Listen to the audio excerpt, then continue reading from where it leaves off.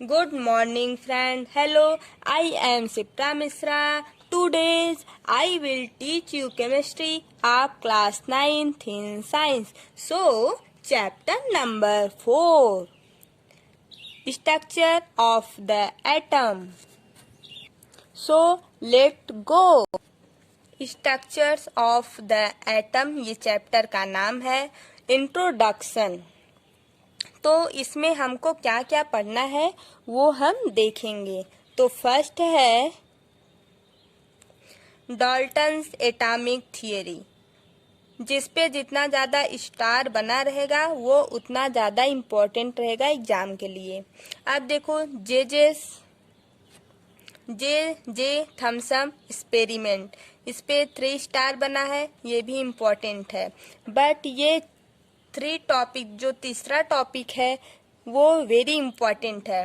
Rutherford scattering experiment, इस पे इतना ज़्यादा स्टार बना है, ये बहुत इम्पोर्टेंट है। अब आता है सब एटॉमिक पार्टिकल्स, इस पे 5 स्टार बना है। Atomic numbers and atomic number and mass number, ये 5वां टॉपिक था। अब 6वां है नेल्स बोर एटॉमिक मॉडल। 7वां टॉपिक है इलेक्ट्रॉनिक कॉन्फ़िगरेशन एंड वैलेंसी, इस पे स्टार बना हुआ ज़्यादा, ये इम्पोर्टेंट है। आइसोटोप्स एंड आइसोबार, इसका डिफरेंस पूछता है और इसको फिगर बनाने के लिए करता है और इसको शो करना होता है। किसी का जैसे सोडियम का दे दिया या मैग्नीशियम का, उसकी वैलेंसी निकालना होगा और उसको शो करना पड़ेगा उसका स्ट्रक्चर। अब हम थोड़ा सा इसमें देखते हैं पहले इंट्रोडक्शन में क्या क्या हुआ था। More than 2400 years ago, he named the smallest piece of matter atoms, meaning not be cut. 2400 साल पहले मैटर के सबसे छोटे कण का नाम एटम दिया गया, जिसे कभी काटा नहीं जा सकता। Not be cut मीन्स जिसे कभी काटा नहीं जा सकता। Atoms were small hard particles that were all made of the same material but were different shape and size. Atoms एक छोटा और हार्ड पार्टिकल्स है, मीन्स सॉलिड पार्टिकल्स है। ये सेम मटेरियल से बनाया गया है, बट इसका शेप साइज डिफरेंट हो सकता है। Atom were infinite in number, always moving and capable of joining together. Atom जो है वो इनफाइनाइट नंबर से जुड़ा होता है, वह हमेशा मूव करता रहता है और वह एक दूसरे से कैपेबल ज्वाइन रहता है। अब आता है डाल्टन एटॉमिक थियरी, तो हम डाल्टन का फिगर देखते हैं। तो डाल्टन एटॉमिक थियरी ने क्या बताया कि first recorded evidence that atoms exist. Dalton ने सबसे पहले यह देखा कि एटम जो है वो एग्जिस्ट करता है। एग्जिस्ट मीन्स जैसे कार्बन है और ऑक्सीजन है, ये कार्बन डाइऑक्साइड है, यहाँ पे कार्बन भी प्रेजेंट है और ऑक्सीजन भी प्रेजेंट है, मीन्स ये कार्बन एग्जिस्ट किया। कार्बन और ऑक्सीजन ये दोनों एक दूसरे से एग्जिस्ट किए। एग्जिस्ट मीन्स होता है मौजूद, ये एक दूसरे में मौजूद रहते हैं, मीन्स एक दूसरे से मिले रहते हैं। जैसे कार्बन है और यहाँ पे ऑक्सीजन है, तो ये एक दूसरे से मिलकर कार्बन डाइऑक्साइड बनाए, मीन्स गैस बनाए, तो वो एक दूसरे के प्रेजेंस में बनाए ना, दोनों मौजूद रहेंगे तभी कार्बन डाइऑक्साइड गैस बनेगा। Using his theory, Dalton nationalised the various law of chemical combination.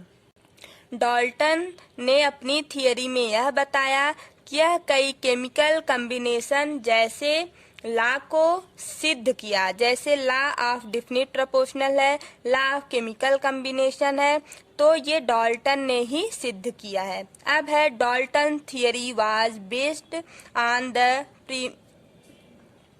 premise that the atoms of different element could be distinguished by different in these weight। Dalton ने हमें यह बताया अपने थियरी के आधार पर कि जो डिफरेंट एलिमेंट के एटम हैं उनका वेट डिफरेंट होता है।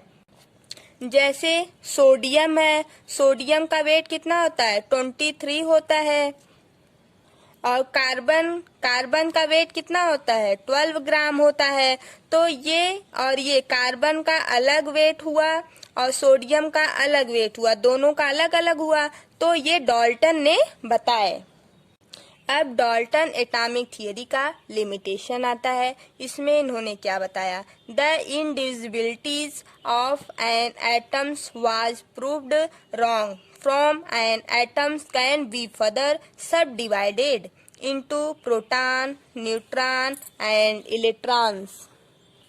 इन्होंने यह बताया कि जो एटम का इंडिविजुअल पार्टिकल्स है वो गलत है। जो हम लोग नहीं बोलते थे atom is a individual particles, वो गलत है, डाल्टन एटॉमिक थियरी ने बताया।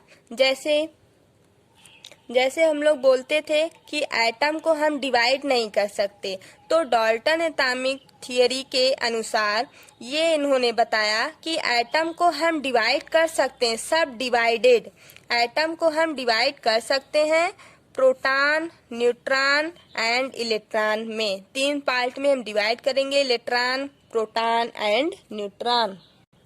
अब सेकेंड है the atoms of same element are similar in all respect but isotopes of same element have different mass. जो सेम एलिमेंट के एटम होते हैं उनका हर एक शेप, साइज सब सेम रहता है, बट जो आइसोटोप होते हैं उनका जो सेम एलिमेंट होता है उनका मास जो होता है वो डिफरेंट होता है। आइसोटोप एलिमेंट का जो मास होता है वो डिफरेंट होता है। That atoms of different element could be distinguished by difference in these weights। अलग अलग एलिमेंट के जो एटम हैं उनको हम अलग अलग वेट के द्वारा हम उन्हें पहचान सकते हैं। अब यहाँ पे आता है इलेक्ट्रॉन, प्रोटॉन और न्यूट्रॉन। अब यहाँ पे इलेक्ट्रॉन जो होता है उसके ऊपर निगेटिव चार्ज आता है, प्रोटॉन जो होता है उसके ऊपर पॉजिटिव चार्ज आता है, न्यूट्रॉन जो होता है ये न्यूट्रल होता है, इसके पास कोई चार्ज नहीं होता है। Thank you.